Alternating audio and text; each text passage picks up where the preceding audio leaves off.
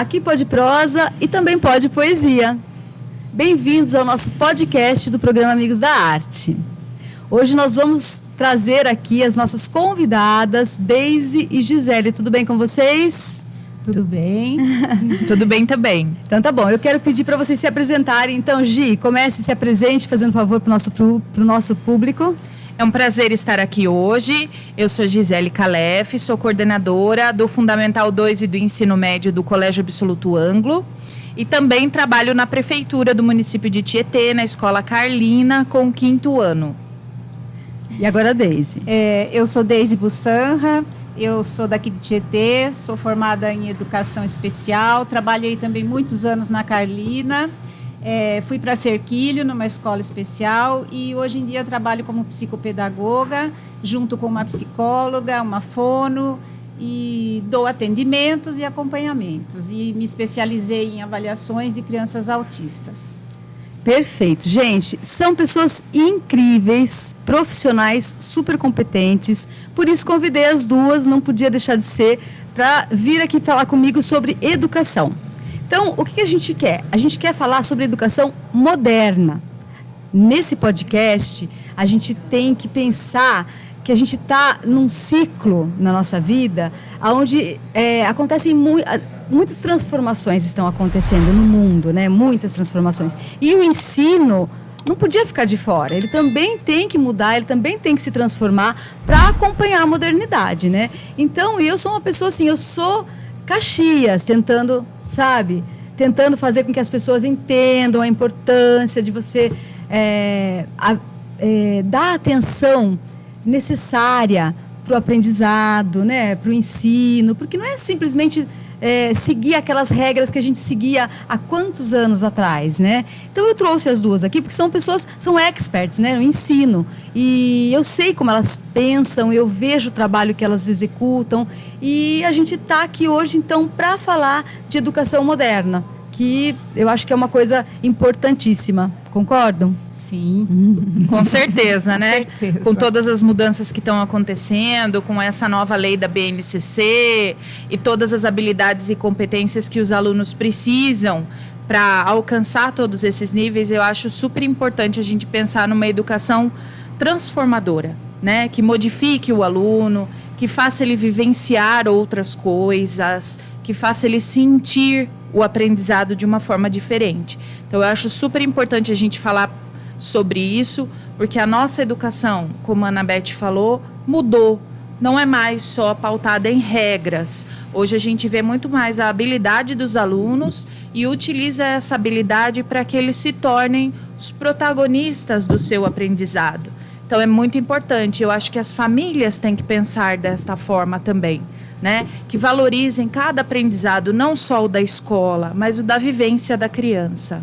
Nossa, Gi, você falou muita coisa aí. Vamos ver. Eu quero primeiro que você fale sobre BNCC e depois eu quero que você fale sobre protagonizar a própria aprendizagem aí. Eu quero que você fale sobre essas duas coisas porque eram mais. Era mais coisa que eu queria que ela falasse, mas essas duas eu quero que você, por favor, então vamos lá. A BNCC, na verdade, ela traz para a gente, para nós educadores, as 10 habilidades e competências que são fundamentais na nossa vivência. Antigamente a gente não tinha, por exemplo, o ensino digital. Hoje a gente tem. Antigamente a gente não tinha o trabalho com as habilidades socioemocionais. Hoje a gente precisa trabalhar por isso. Até porque a gente passou por uma pandemia que muitos adolescentes sofreram, ficaram trancados em casa e não desenvolveram muitas habilidades sociais. Então, isso daí vai fazer um link até com a Deise depois, que ela vai poder falar que tudo isso causa alguns transtornos para as crianças. Então, a BNCC veio para basear os professores, basear os educadores, para que a gente consiga não só ver a parte cognitiva da criança, mas a parte emocional, a parte de sociabilidade, a parte educacional, que ela também tem que se envolver com o meio ambiente, que ela também tem que se envolver com a cultura. Então, essa é a parte da BNCC. E hoje em dia, todos os materiais das escolas estão sendo reformulados para atender tudo isso. E aí, a outra parte que eu falei que você queria saber era... Era sobre a protagonização de, né? Isso. Porque as crianças, cada O aluno gente, como protagonista, né? cada um é Isso. diferente do outro, né? E eu acho Sim. que isso daí, você se sentir, você ser, eu acho que eu gostaria que você Os temas, explicasse. na verdade, educacionais antigamente eram o professor dando aula e o aluno só ouvindo. Hoje em dia, na verdade, isso mudou. Então, alguns temas são lançados para os alunos para que eles criem esse desenvolvimento, esse conhecimento e tragam para a sala de aula no olhar do aluno. O olhar do professor é um, o olhar da família é outro e o olhar do aluno é outro. Então, até o novo ensino médio mudou. Agora nós temos os itinerários. O aluno pode escolher qual itinerário ele quer cursar, qual disciplina eletiva ele quer cursar. E nesses itinerários nós temos debates, nós temos a apresentação do aluno, é uma sala de aula invertida.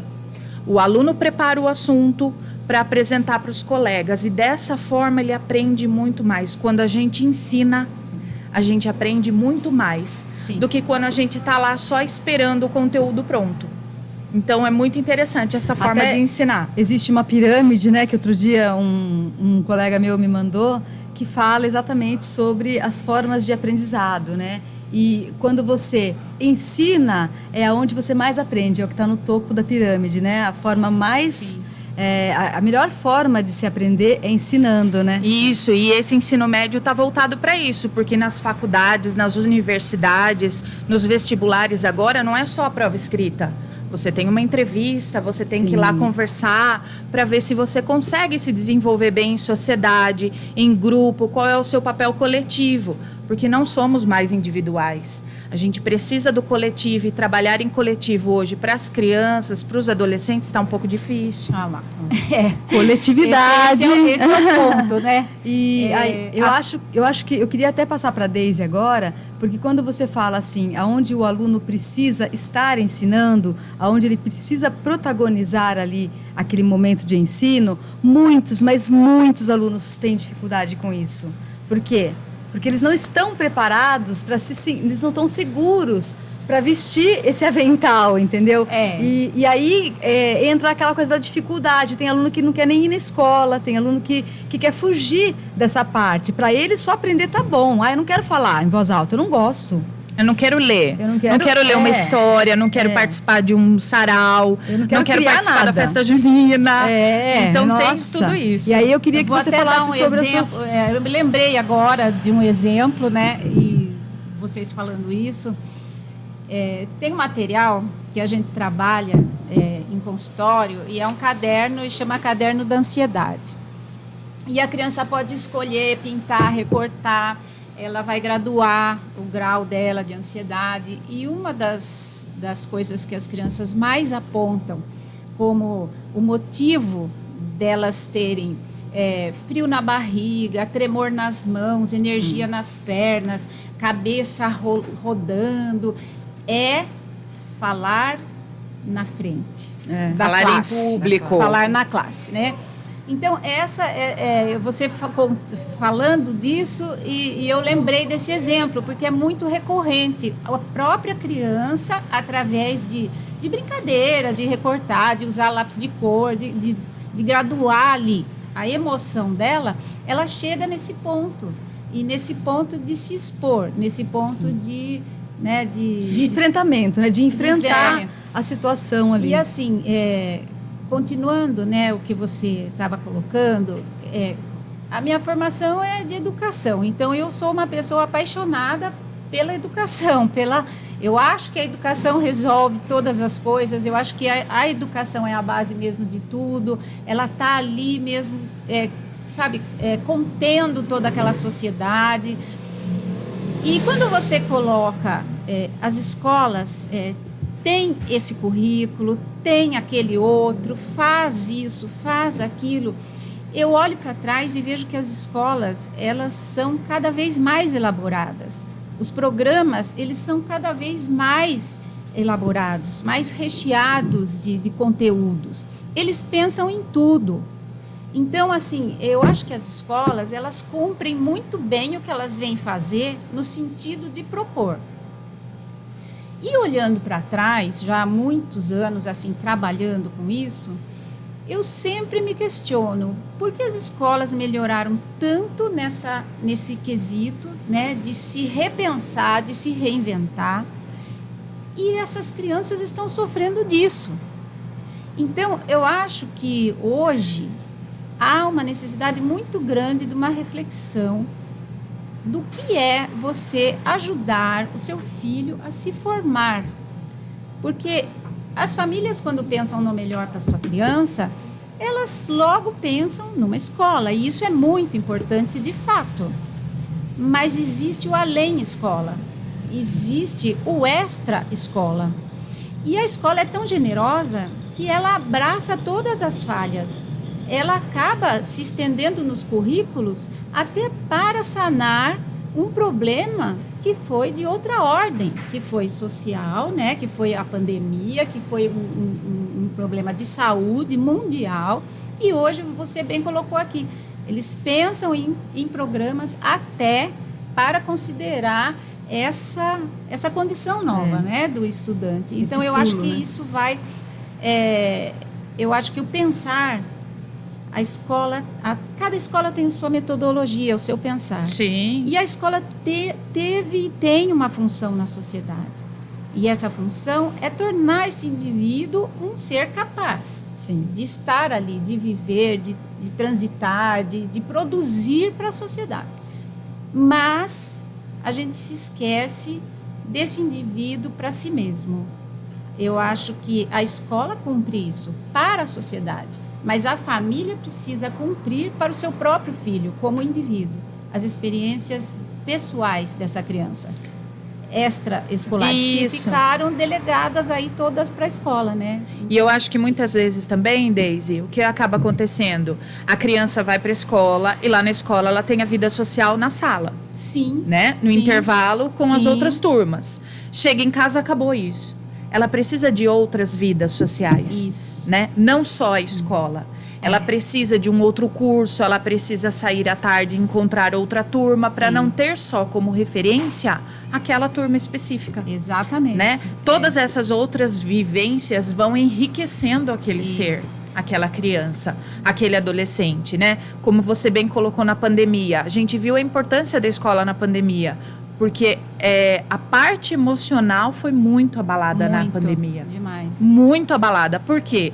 Não tinha o contato com o colega, não tinha contato externo, então a parte social ficou restrita. Exatamente. Então, quanto mais a gente restringe a parte social, menos a criança se desenvolve, menos o adolescente cria essa habilidade de se resolver. Exatamente. Né? De se transformar. De se transformar, de aprender mais. Nesse sentido que a gente vê que isso ficou restrito dentro de uma escola. Quando a escola faltou, esses indivíduos todos foram... Né, uma coisa que ontem até eu fiz uma live sobre isso, que é um trechinho de um dos meus livros de Psicologia da Educação, onde fala sobre... somos seres únicos, né? E fala exatamente que cada ser ele se constrói em seu espaço social, em seu espaço pessoal, né? Então, somos seres únicos e você lá na escola, você pega 40, porém daqueles 40 ou daqueles 20 que estão sentados em salas de aula, eles têm aquela experiência em comum, mas eles também têm aquela experiência que eles trazem da casa dele, da rua que eles moram, da cidade, né? Cada um tem sua experiência. Cada um tem sua experiência. Então, se os pais não pensarem em oportunizar experiências significantes para os seus filhos, eles estão fazendo com que os filhos deles não possam ser, quando forem seres únicos, não sejam, talvez, um único tão único assim, seja meio igual a todo mundo. Você está entendendo aquela coisa de você ficar no lugar comum? Eu vou fazer só aquilo. Você delega para a escola é organizada. Sim. A escola ela tem um pensar, né? Ela organiza as experiências e as experiências são para todos. E essa individualidade do sujeito vai fazer a diferença. Extra-escola. Extracurricular. É extra-escola. E uma coisa assim, né? Porque ele tem que ser livre também para pensar e transitar em outra esfera da sociedade, onde não seja metodologicamente colocada para ele. Eu vou dar um exemplo para Que vocês. seja de escolha dele, né? Exatamente. Então, onde estão as minhas escolhas? Eu me sinto bem fazendo isso, eu cresci com isso, eu me apaixonei por aquilo. Eu sou motivado a frequentar outros núcleos sociais. Isso, porque a escola muitas vezes é uma imposição, é obrigatório, ela é um ensino ainda, obrigatório. Ela é ainda. Né? Ela tem que estar lá naquele momento, eu não posso escolher. Mas aí, como você fala, todos esses outros núcleos, essas vivências são muito importantes. E essas vivências, o que eu tenho percebido, elas são muito empobrecidas. Elas estão empobrecidas. Sim. No sentido de que você pensa no melhor para o seu filho. Mas você acha que aquilo lá tá bom? Sempre colocando ele na mão de alguma outra instituição, pessoa, seja lá o que for. A experiência mais rica é a experiência primeira intrapessoal, Pessoal. né? Dessa criança, dessa criança pequena, né? Ou um projeto que vá trabalhar esse ser de uma forma individual também.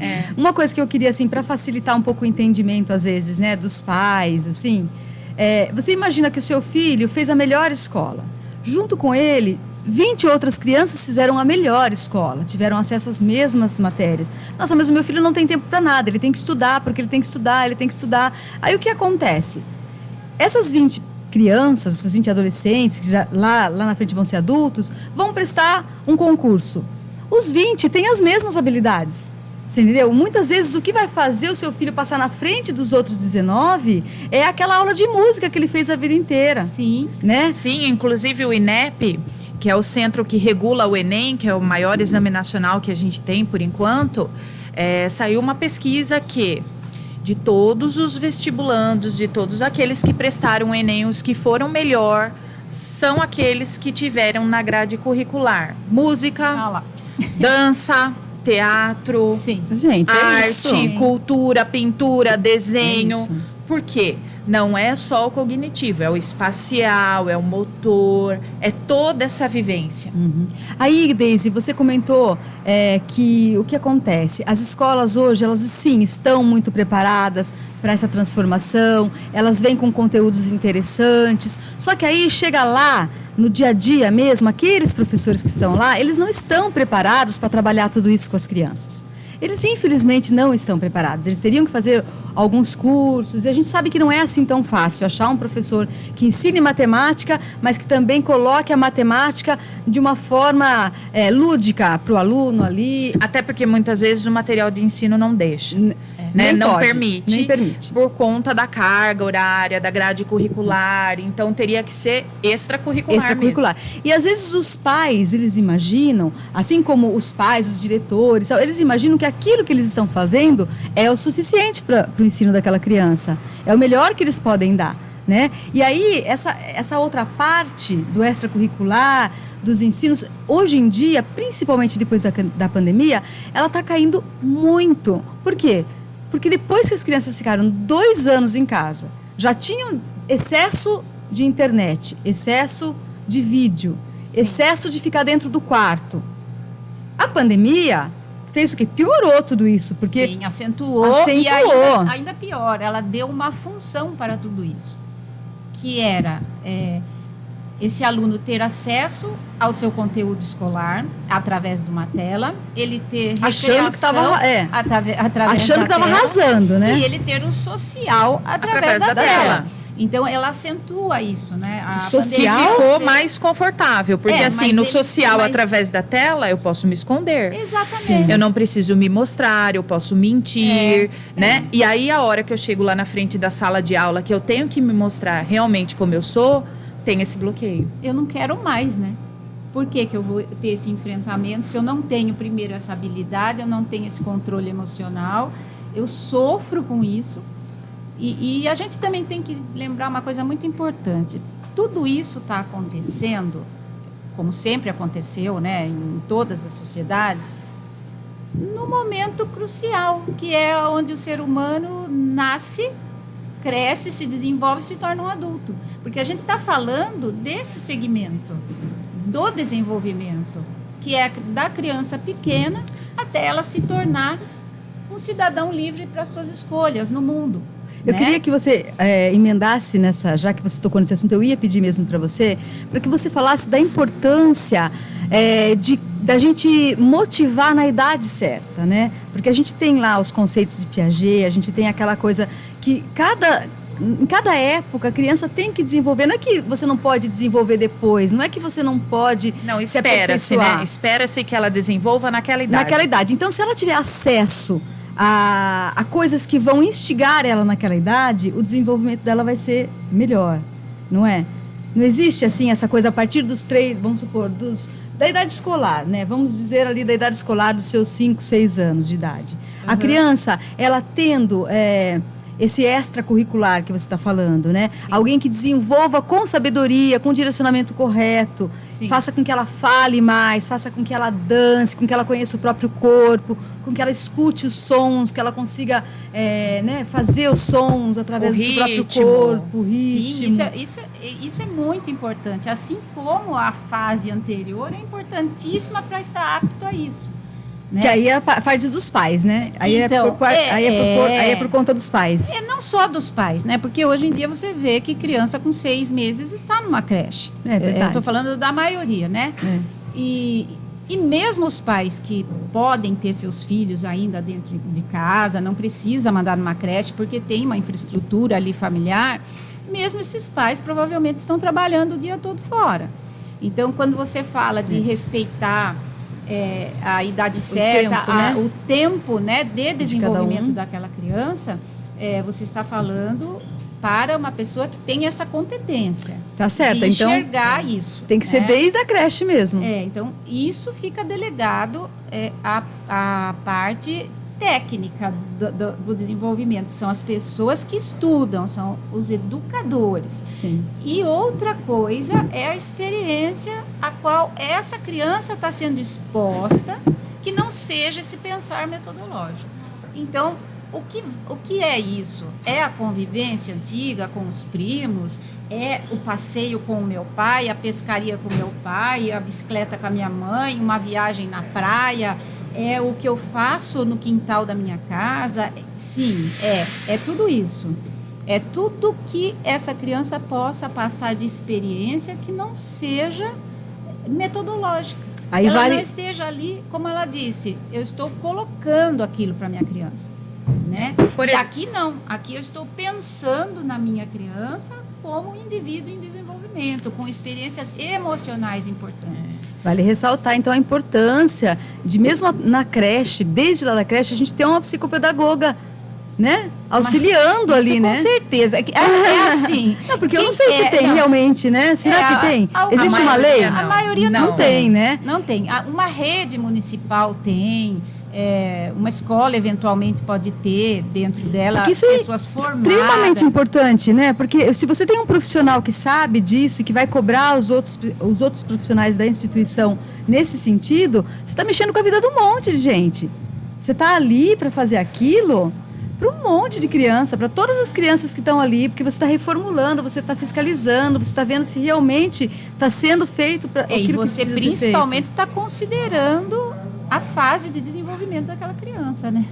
Um exemplo claro que a Deise deu, por exemplo, assim, eu tenho que dar experiências para essa criança. Ela precisa experimentar as coisas. Por exemplo, uma criança que brinca na areia, que brinca na terra, ela vai ter uma caligrafia muito melhor do que uma criança que está atrás da tela. Sim.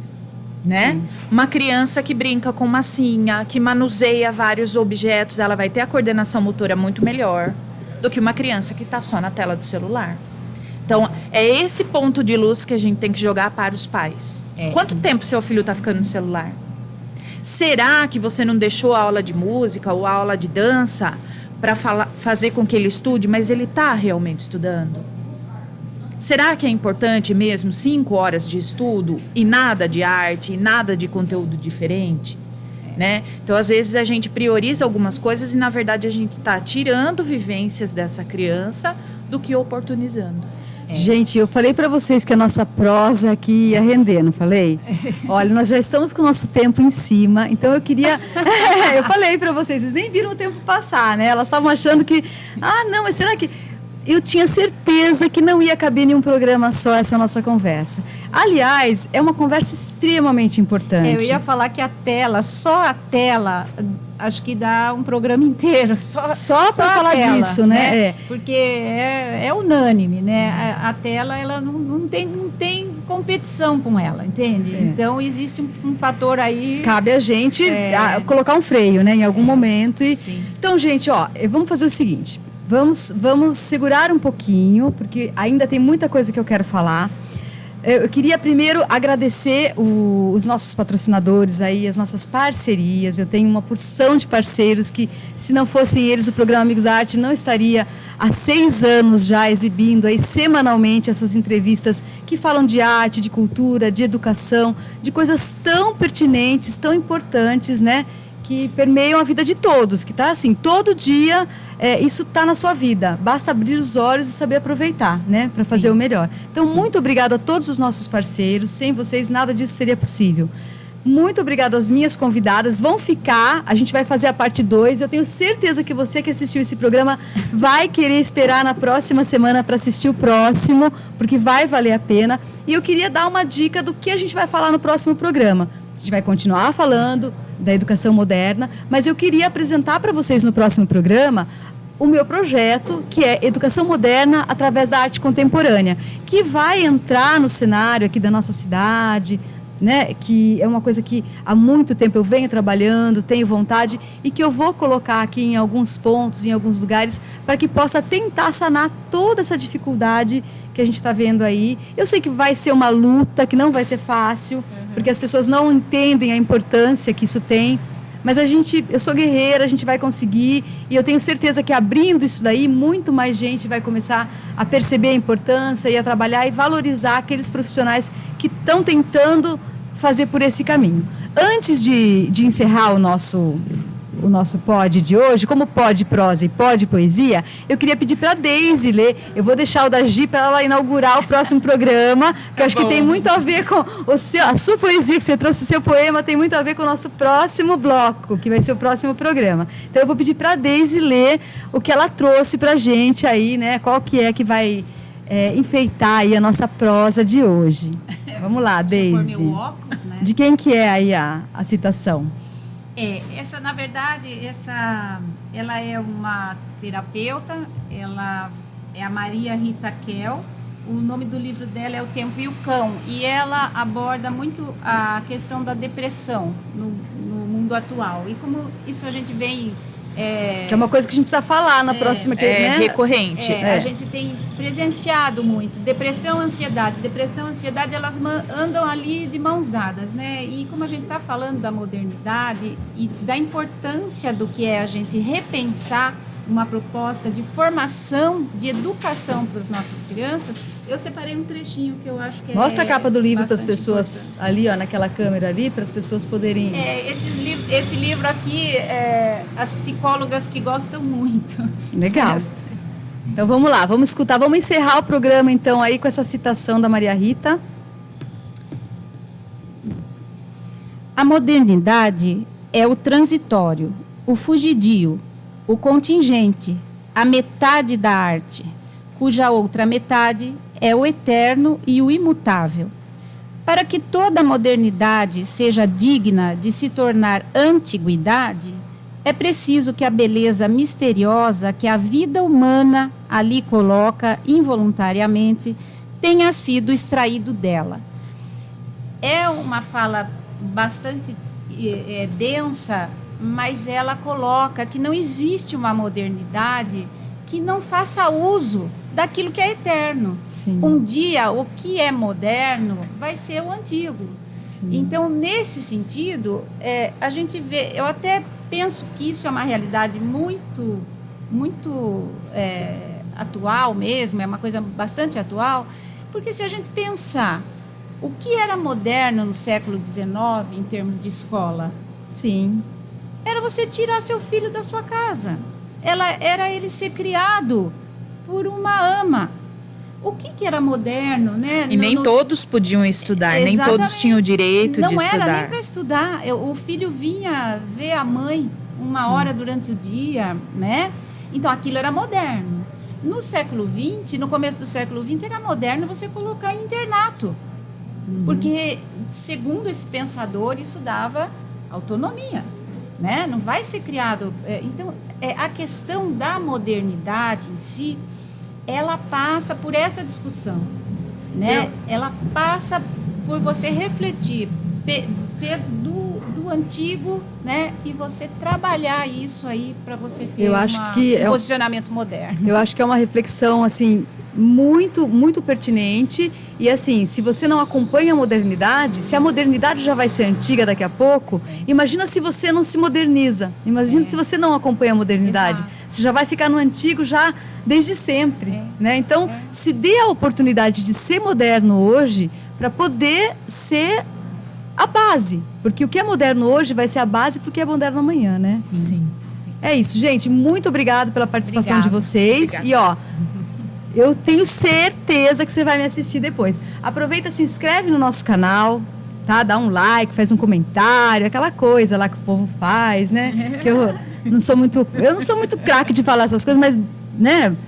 Dá um like, se inscreve no canal, acompanha aí, faz o seu comentário, ajuda, compartilha esse programa pelas suas redes sociais, para que a gente possa chegar para mais gente, tá bom? Beijo para vocês e até mais. Tchau. Beijo. Tchau.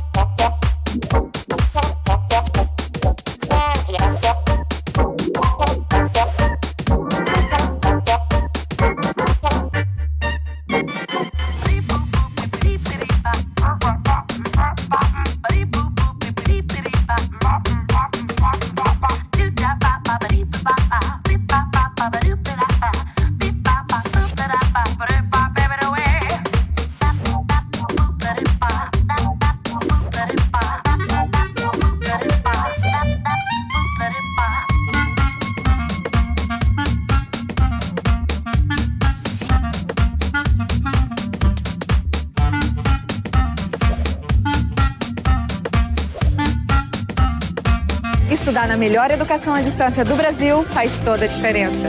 Matricule-se. Você aprende sem abrir mão dos seus compromissos, como a Ana. Eu estudo nas horas livres e passo mais tempo com a minha filha.